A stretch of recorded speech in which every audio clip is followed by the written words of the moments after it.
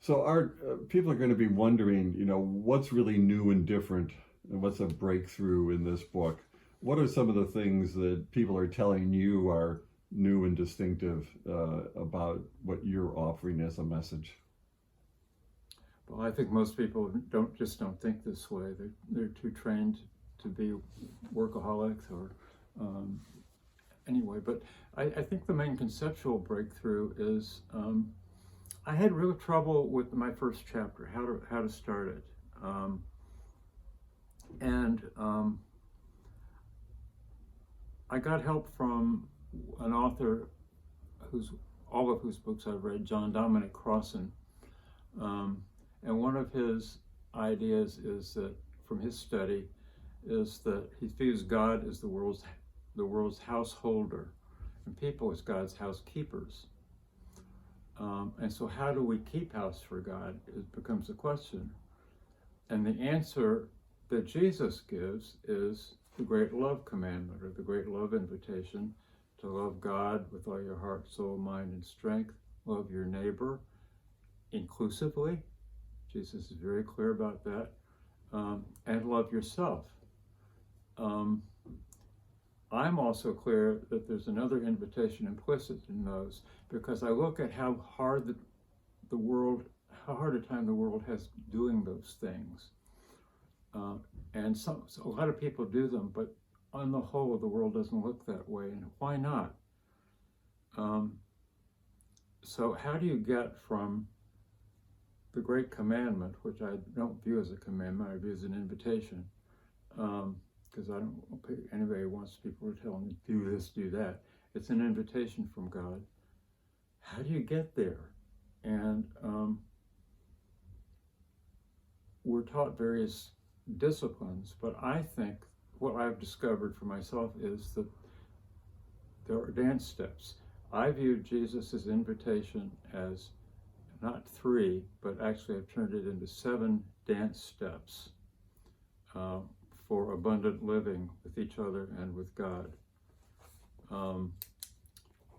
There are the 3 mentioned, a 4th one, which is there are some others that are part of living with neighbors, which have to do with various kinds of inclusivity. So I've expanded it into 7. The 7th dance step is one that Jesus didn't mention, but here's the thing. It's to care for creation, to love creation, because God made it all. And you are a housekeeper for God, which means you're a steward of each other and you're a steward of creation. Well, to do all that, you need to go through something. I needed to go through something like the mandala.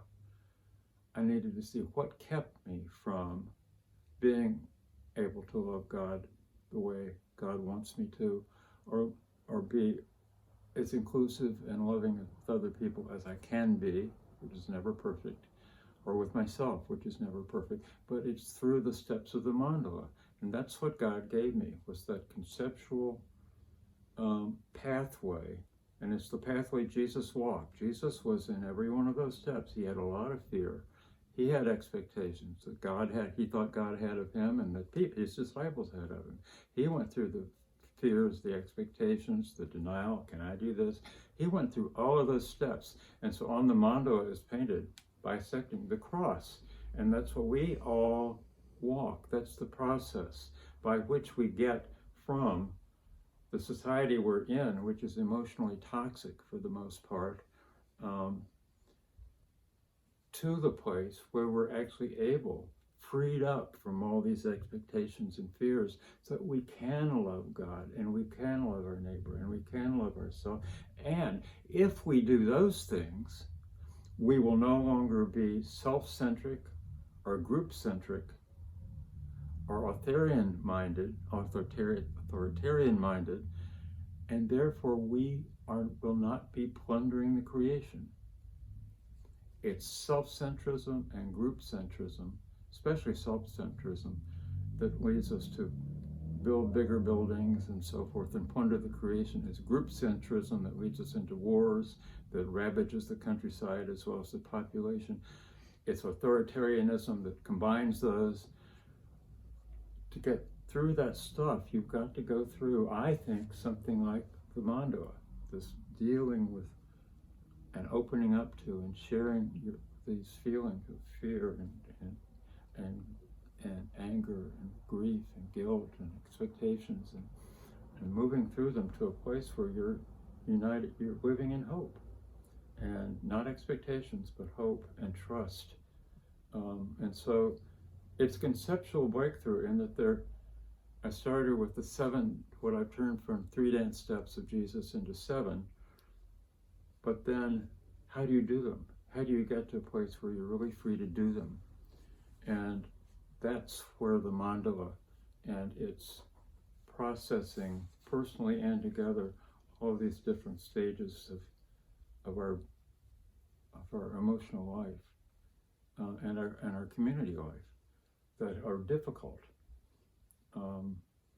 but that are all, if we're willing to see them this way, they're all invitations to see that we all have this in common, and so we can learn to welcome the different cultures, different people, different behaviors.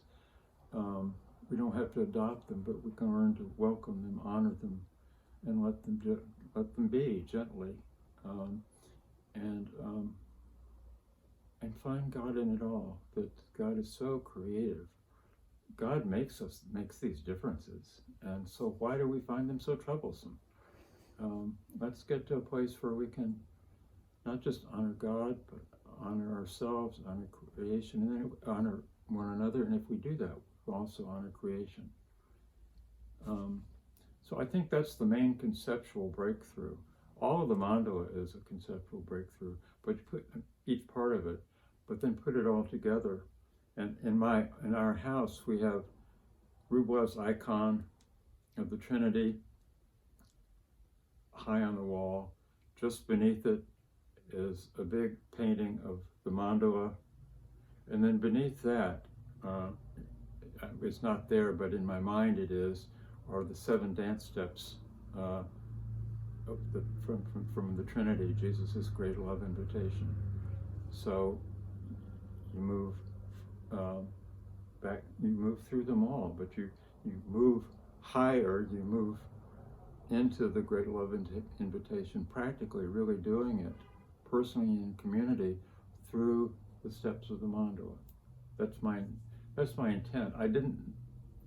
It's just come together organically, because that's the way God has let it come together. It wasn't that I sat down and thought that out, it's just been given to me.